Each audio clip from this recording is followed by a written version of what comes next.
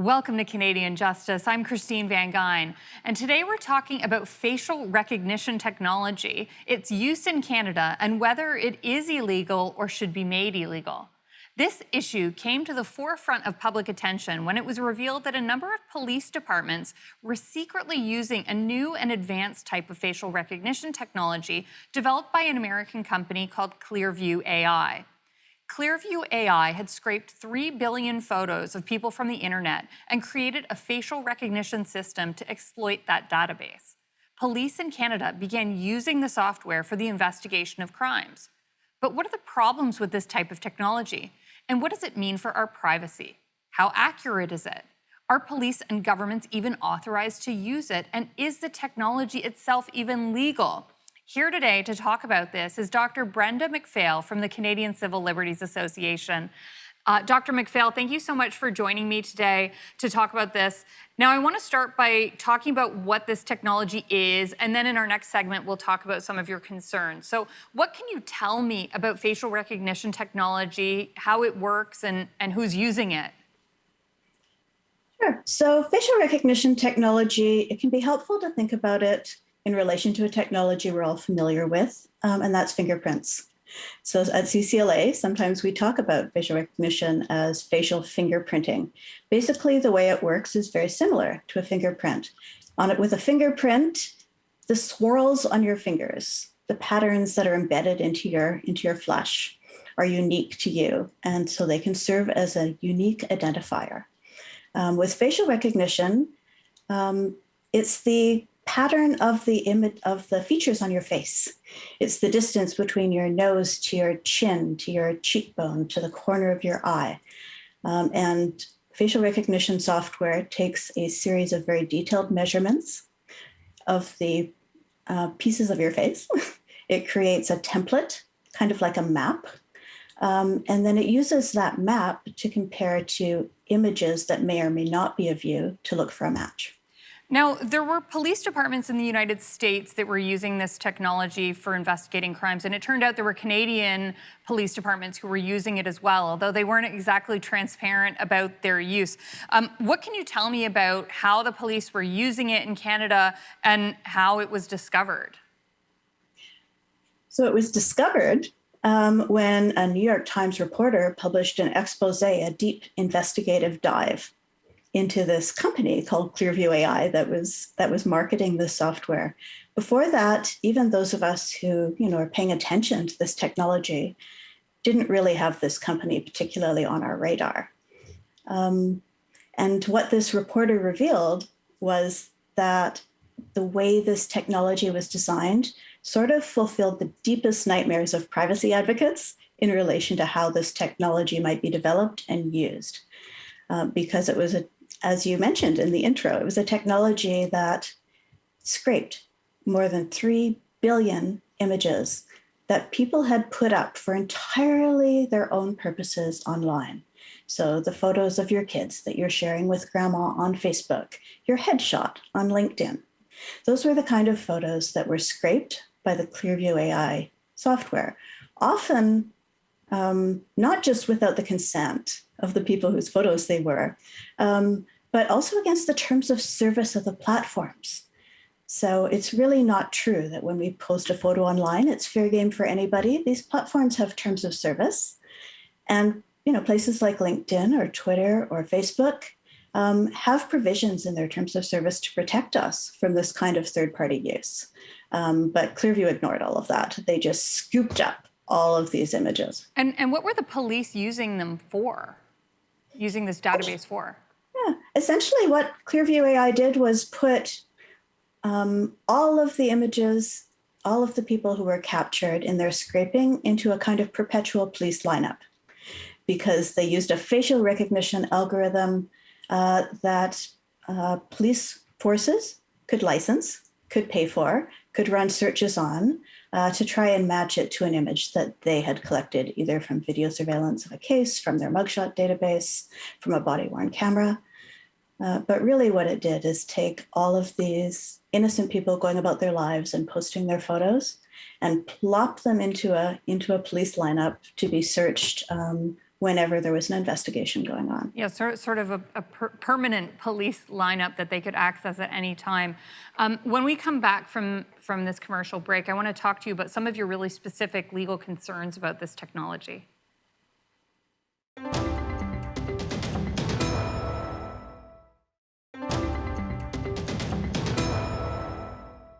Welcome back to Canadian Justice, where we're discussing facial recognition technology and its use in Canada with Dr. Brenda McPhail from the Canadian Civil Liberties Association. Now, Dr. McPhail, once it was uncovered that police departments in Canada were using this technology, your organization, the CCLA, raised a number of concerns. So what can you tell me about some of your concerns around this technology? Well, we had concerns about the technology itself and the way that it collected its information. Because if you have even a passing understanding of Canadian privacy law, you know that we have protections in our legal system about our information being captured without our consent and being used for purposes that we haven't been told about. So immediately when we saw how this software was working, we questioned whether or not its use could be legal in our Canadian privacy framework. And some of the other things that you've raised are also related to actually the effectiveness of this technology. So I know it's not comparable, but you know the auto unlock feature on my phone sometimes doesn't recognize me, and the images that are used by these databases were not prepared with facial recognition in mind. So what can you say about potential for misidentifying people and having police investigate the wrong person? I mean, you've hit the nail on the head when you ask that question, because in terms of the way the technology works, that's a huge issue. We know that many of these facial recognition products are inaccurate, and we know that their inaccuracies follow a discriminatory pattern. So often these databases are trained on faces that are white and male. That means that they're less accurate on faces that are Black in particular, or brown. They're less accurate on women than they are on men. They're less accurate for young people than they are on adults. There's all kinds of ways in which there could be mistakes in identification made using these technologies.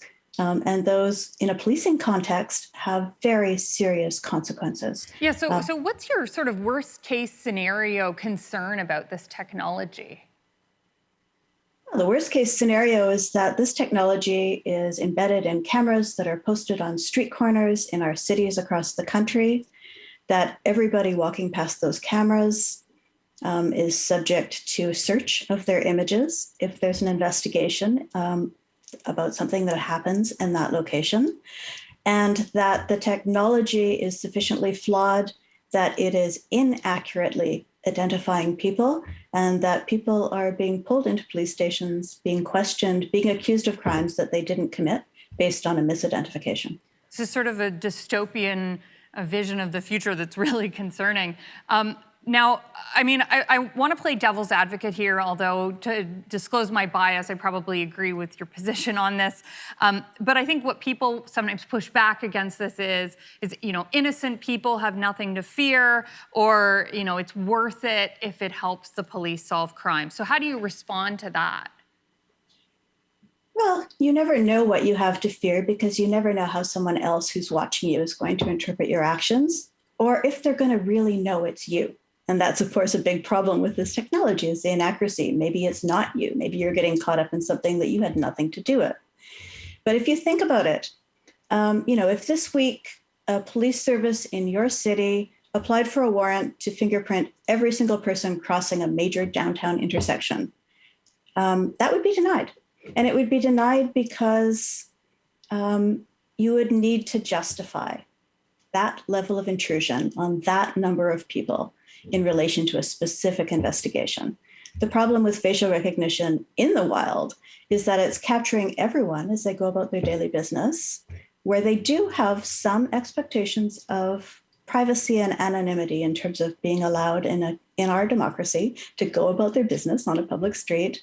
And it's potentially subjecting them to state surveillance, state scrutiny, and legal consequences And that's just fundamentally problematic in a democracy. So we've got 30 seconds left in this segment. Is there, on its face, a constitutional problem here?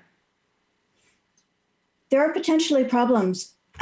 We don't know because this hasn't been judicially reviewed, but certainly it suggests that you're subjecting people to search and seizure, and we have a Charter 8 protection against unreasonable search and seizure. Yes, protected in Section 8 of the Charter.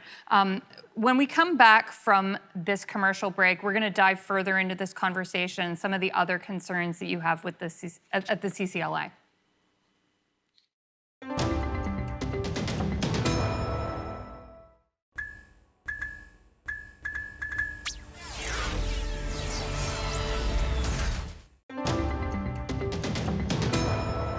Now, Dr. McPhail, there have been uses of this technology that have been revealed in other non-police contexts. For example, the federal government tested facial recognition on millions of travelers at Pearson Airport in 2016, and the federal Liberal Party actually used facial recognition technology to verify the identities of people voting in the party's candidate nominations. Now, what can you tell me about those incidents and some of your concerns with them? It's important to note we've been talking mostly about Clearview AI facial recognition technology. They're just one company, and there are hundreds of these companies creating a version of the software, all of which behaves slightly differently, does slightly different things, and may or may not be more or less accurate. So there's a ton of different companies out there doing this. In the case of the CBSA using this at the airport, the issue there in part was, again, the profound lack of transparency and accountability in the use of these tools. So at the airport, it was a trial, it was a pilot, it was a test. We found out about it in 2021. That's a problem right there. Leaving aside all of the other issues about what program did they use and how is its accuracy rate determined, and was it vetted in order to ensure that it was not discriminatory.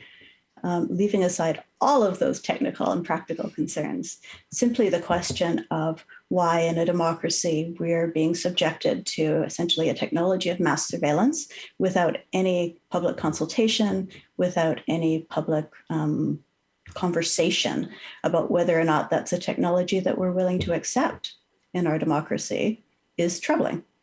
So, when it comes, so Dr. McPhail, do you have concerns that these stories that we've heard? I mean, it was years ago, and we only found out about it now. Do you think that this is just the tip of the iceberg, and that this technology might be being deployed elsewhere, and we just don't know about it yet? I do. There's a pattern to the way we find out about these uses of these technologies. And it's mostly through intrepid journalists and reporters who figure out that something's going on and report on it. In the case of the facial recognition technology use by the Liberal Party of Canada, CCLA actually helped to break that story. That was something that came to our attention. And the issue there again was it was happening.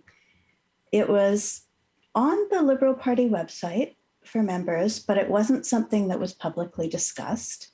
And there you have a party which has a responsibility for setting precedent in Canada for the use of this technology, picking up a highly controversial technology that has been the subject of three investigations by the Privacy Commissioner of Canada over the last year and a half. And quietly using it for a really important internal process that's kind of, fundamental to grassroots democracy, which is the choosing of candidates in a nomination process for political elections. So we really have an accountability and transparency problem with this technology. And I would speculate the reason that is a problem, why people are not talking about using it, is because it's so controversial, because it raises so many fundamental issues. Now, Canada's not alone in the use of this technology. I mentioned the United States has also used it, and their police departments have used it. What has the experience been in other countries that have deployed it, and what have the consequences been there? I think in particular of countries like China, where we know widespread surveillance is sort of the norm.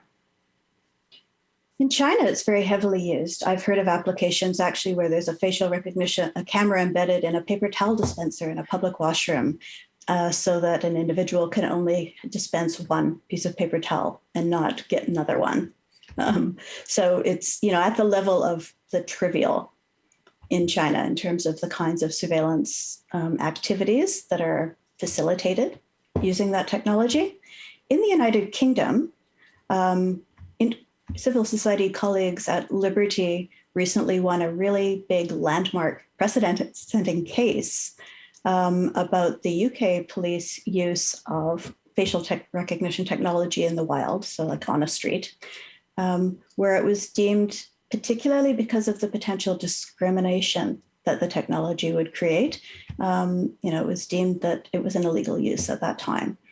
So that in the United States, the ACLU is assisting with cases for a man who was misidentified by facial recognition technology. He's Black. Police came into his home, handcuffed him, and took him out of the home in front of his children. Brenda, we have to go to commercial, but I want you to finish the story after the break.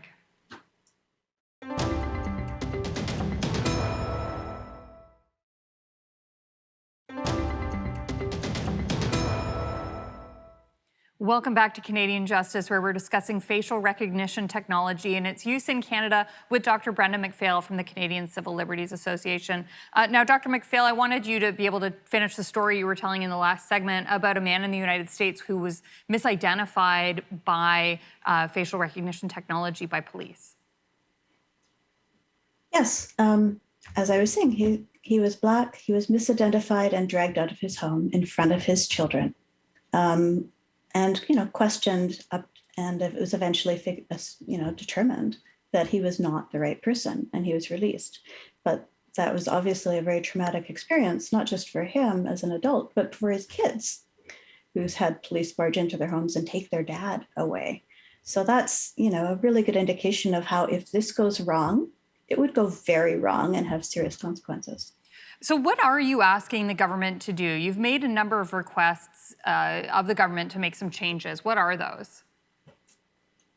Well, in a nutshell, first we need to start with a public conversation about if this technology is something that is appropriate for use in Canada, and if it is, under what circumstances and with what kinds of safeguards.